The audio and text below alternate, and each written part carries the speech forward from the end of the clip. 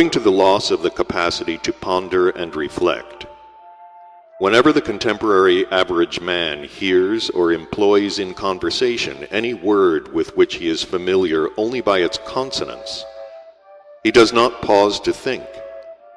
nor does there even arise in him any question as to what exactly is meant by this word,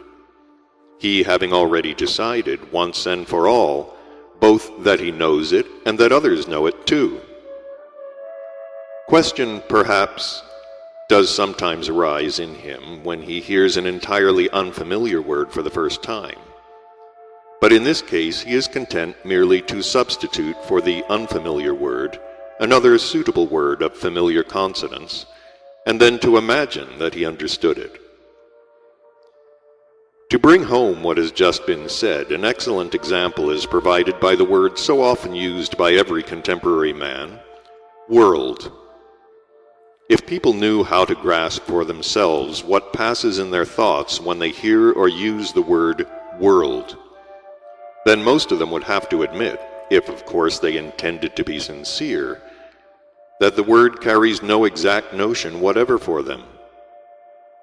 Catching by ear simply the accustomed consonants, the meaning of which they assume that they know, it is as if they say to themselves, "Ah, world, I know what this is," and serenely go on thinking. Should one deliberately arrest their attention on this word, and know how to probe them to find just what they understand by it, they will at first be plainly, as is said, embarrassed, but quickly pulling themselves together, that is to say, quickly deceiving themselves and recalling the first definition of the word that comes to mind, they will then offer it as their own, although, in fact, they had not thought of it before. If one has the requisite power and could compel a group of contemporary people, even from among these who have received, so to say, a good education, to state exactly how they each understand the word world, they would all so beat about the bush that involuntarily one would recall even castor oil with a certain tenderness. For instance, one of them, who among other things had read up a few books on astronomy, would say that the world is an enormous number of suns surrounded by planets situated at colossal distances from each other and together forming what we call the Milky Way, beyond which, at immeasurable distances and beyond the limits of spaces accessible to our investigation, are presumably other constellations and other worlds. Another, interested in contemporary physics, would speak of the world as a systematic evolution of matter, beginning with the atom and winding up with the very largest aggregates such as planets and suns. Perhaps he would refer to the theory of the similitude of the world of atoms and electrons and the world of suns and planets, and so on in the same strain. One who, for some reason or other, had made a hobby of philosophy and read all the mishmash on that subject, would say that the world is only the product of our subjective picturings and imaginings, and that our earth, for example, with its mountains and seas, its vegetable and animal kingdoms, is a world of appearances, an illusory world.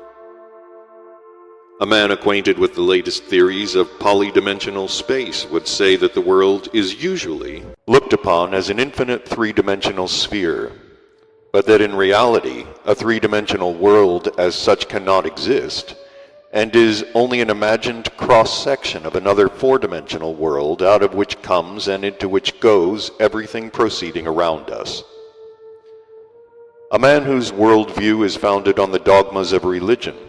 would say that the world is everything existing, visible and invisible, created by God and depending on His will. Our life in the visible world is brief, but in the invisible world, where a man receives reward or punishment for all his acts during his sojourn in the visible world, life is eternal. One bitten with spiritualism would say that side by side with the visible world, there exists also another, a world of the beyond, and that communicating has already been established with the beings populating this world of the beyond. A fanatic of theosophy would go still further and say that 7 worlds exist, interpenetrating each other and composed of more and more rarefied matter, and so on. In short,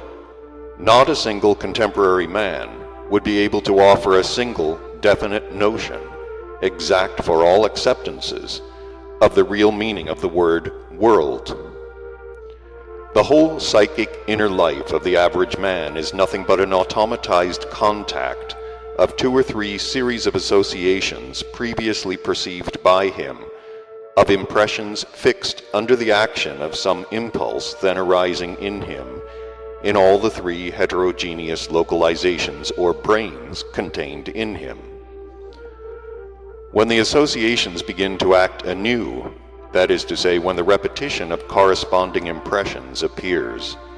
they begin to constate, under the influence of some inner or outer accidental shock, that in another localization the homogeneous impressions evoked by them begin to be repeated. All the particularities of the world view of the ordinary man and the characteristic features of his individuality ensue and depend on the sequence of the impulse proceeding in him at the moment of the perception of new impressions, and also on the automatism established for the arising of the process of the repetition of those impressions.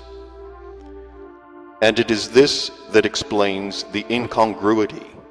always observed, even by the average man during his passive state, in the several associations having nothing in common, which simultaneously flow within him. The said impressions in the common presence of a man are perceived owing to the 3, as it were, apparatuses in him, as there are apparatuses in general in the presences of all animals, acting as perceivers for all the 7 what are called planetary gravity center vibrations. The structure of these perceptive apparatuses is the same in all parts of the mechanism. They consist in adaptations recalling clean wax phonograph discs. On these discs, or as they might otherwise be called, reels, all the impressions received begin to be recorded from the first days after the appearance of a man in the world, and even before, during the period of his formation in his mother's womb. And the separate apparatuses constituting this general mechanism possess also a certain automatically acting adaptation, owing to which newly arriving impressions, in addition to being recorded alongside those previously perceived and similar to them, are also recorded alongside those impressions perceived simultaneously with these latter. Thus, every impression experienced